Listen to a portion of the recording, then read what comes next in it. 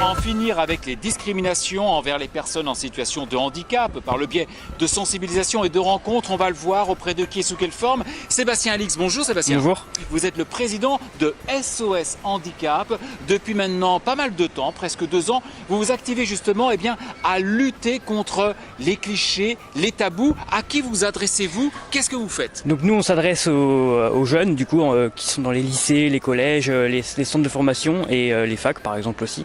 Et on s'adresse aux entreprises aussi qui ne recrutent pas assez de personnes en situation de handicap pour justement une plus forte inclusion. Alors justement, c'est bien ça le problème. Là, vous touchez du doigt les freins. Vous le dites par rapport à certains pays. Eh bien, la discrimination, malheureusement, rime ici avec déficit d'inclusion. C'est-à-dire par exemple, il y a une inclusion professionnelle qui est assez menacée, on va dire, puisqu'il y a 500 000 personnes en demandeurs d'emploi aujourd'hui en France, et il y en a 100 000 de plus qu'en 2014, qu'il y a 5 ans par exemple. Et qui sont des personnes donc avec un handicap.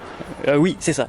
Et l'inclusion scolaire, aujourd'hui, il y a en cette année scolaire justement, il y a eu près de 10 000 enfants qui ont été déscolarisés du fait de leur handicap et du fait parce qu'ils n'avaient plus d'AVS en fait, parce que les contrats aidés se sont arrêtés, et ces 10 000 enfants ont été retrouvés, ont été complètement déscolarisés et complètement rejetés du système scolaire. Alors justement, donc décloisonner, favoriser la connaissance, en finir avec la discrimination, ça passe par projection de vidéos, mise en situation, fauteuil ou en cécité.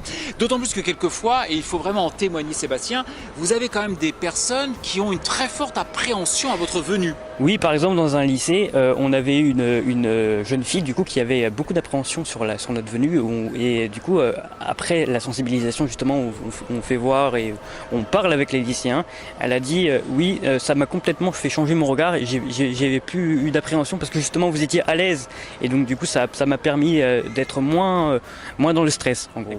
En allant sur la métropole, sur le territoire justement, c'est cette volonté d'en finir avec les discriminations et de décloisonner le regard sur le handicap aussi. Eh bien bravo Sébastien et à bientôt. À bientôt.